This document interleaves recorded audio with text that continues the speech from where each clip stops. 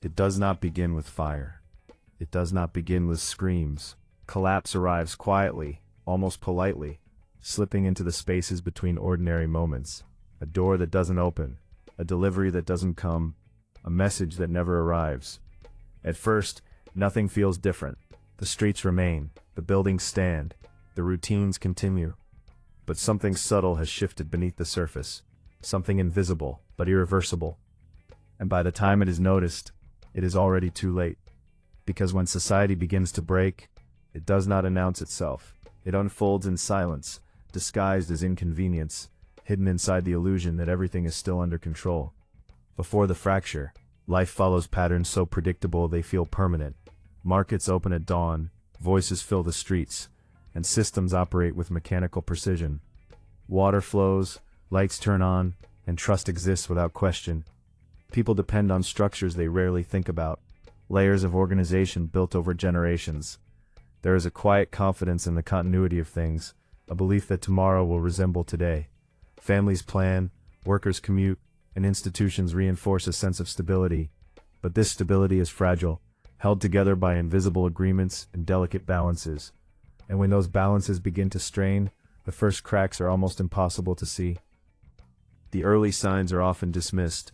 A shortage here, a delay there, a rumor that spreads but fades just as quickly. People adjust, adapt, and rationalize. It feels temporary, manageable, something that will soon correct itself. But beneath these small disruptions, systems are already weakening. Supply chains falter, communication breaks down, and trust begins to erode in subtle ways.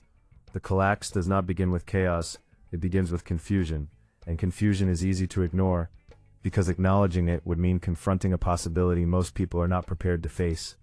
As tension builds, behavior begins to change, not dramatically, not all at once, but in quiet, almost instinctive ways. People start to stockpile, to question, to hesitate.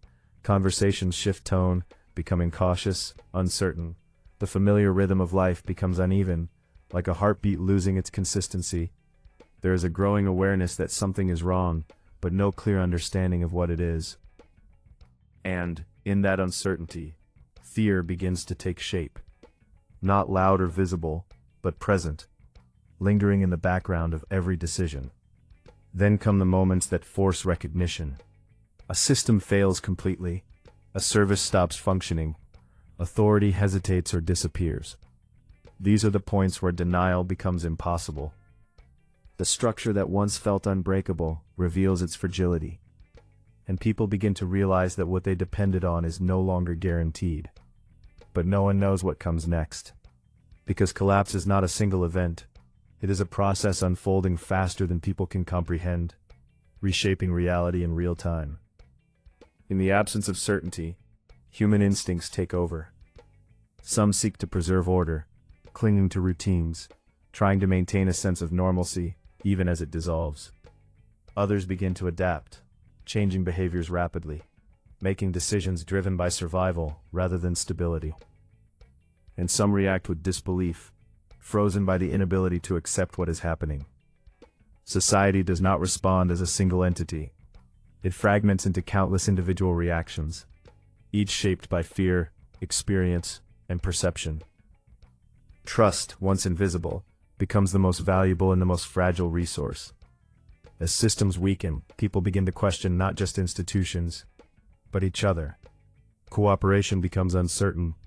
Suspicion grows. Every interaction carries weight. Every decision carries risk. The bonds that held communities together begin to stretch, then break. And without trust, even the simplest actions become difficult. Because society is not just infrastructure, it is the agreement between individuals to function as a collective. When that agreement dissolves, everything else follows. The environment itself begins to change. Streets that were once alive grow quieter, or louder in unfamiliar ways. Sounds become sharper, more noticeable. Silence becomes heavier. The absence of normal noise is as unsettling as the presence of chaos. Familiar places feel different, as if they no longer belong to the same reality. And people move through these spaces with a heightened awareness, constantly scanning, constantly evaluating. Because when systems fail, the world does not just change, it feels different. As the collapse deepens, new patterns emerge. Informal systems replace formal ones. Small groups form, alliances shift, and survival strategies evolve. What was once unthinkable becomes necessary. What was once routine becomes impossible. And people begin to redefine their understanding of normal. Because adaptation is not a choice, it is a response. And in that response, humanity reveals both its resilience and its vulnerability. But not all consequences are immediate. Some unfold slowly, shaping the future long after the initial collapse. Generations carry the memory, the lessons, the trauma. Structures are rebuilt, but never in exactly the same way. Because collapse leaves traces, invisible but permanent, embedded in the way societies function, in the way people think, in the way they trust. It reshapes not just systems, but perceptions of stability itself. History shows that collapse is not rare. It is a recurring pattern, a cycle that appears in different forms across time and place. But each time it feels unprecedented to those experiencing it. Each time people believe they are witnessing something unique, something impossible. And yet the underlying dynamics remain strikingly consistent.